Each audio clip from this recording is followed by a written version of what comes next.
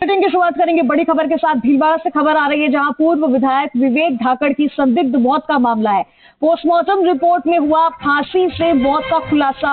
विवेक की मौत हाथों की नस काटने से नहीं, फांसी से हुई। घटनास्थल पर मिला था पंखे से लटका साफा। पत्नी पद्मिनी बच्ची के साथ सो रही थी दूसरे कमरे में। पिता के पास वाले कमरे में सोए थे विवेक। सूत्रों के हवाले से मिली जानकारी के मुताबिक फांसी लगाने के लिए साफा पिता के रूम में से लाए गए थे विवेक। सुसाइड नोट में मौत का जिम्मेदार कौन पुलिस कर रही है गहनता से जांच।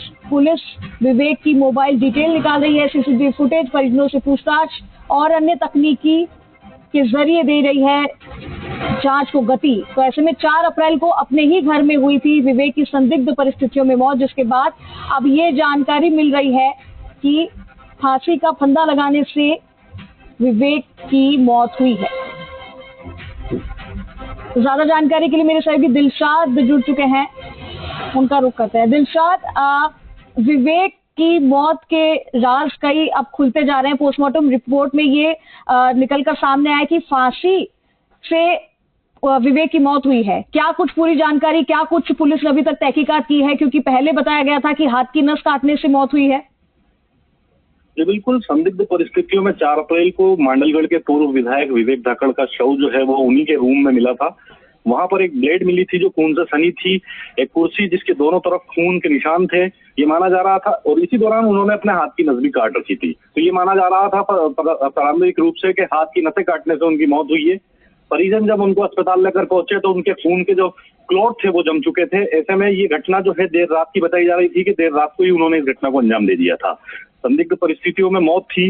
मेडिकल बोर्ड से पोस्टमार्टम करवाया गया। मेडिकल बोर्ड के पोस्टमार्टम की रिपोर्ट जो है वो अब सामने आई है, जिसमें ये खुलासा हुआ है कि उनकी मौत हाथ की नसें काटने से नहीं, फांसी का फंदा लगाने से हुई। क्योंकि जिस कमरे में उनका शव मिला था वहां पर एक साफा जो है पंखे से लटका हुआ मिला था।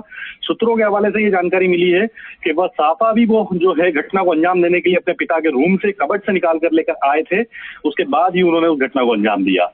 हालांकि लगातार ये गुत्थी उलझती जा रही है। पुलिस के लिए एक चुनौती बनता जा रहा है, क्योंकि एक सुसाइड नोट भी मिला लेकिन उसमें स्पष्ट रूप से किसी का नाम नहीं लिखा था। उन्होंने जो है भावनात्मक रूप से अपना इस्तेमाल कर इस घटना तक पहुंचाने के लिए कुछ लोगों को अपना जिम्मेदार जरूर बताया था और साफ तौर पर यह लिखा था कि वह अंतिम संस्कार के दौरान भी उनकी बॉडी को हाथ न लगाए।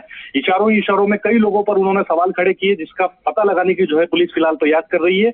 मोबाइल के कॉल डिटेल के साथ साथ उनकी सीसीटीवी फुटेज, घटना के दौरान सबसे पहले जो मौके पर पहुंचे उन लोगों से पूछताछ, परिजनों से पूछताछ जो है लगातार पुलिस कर रही है।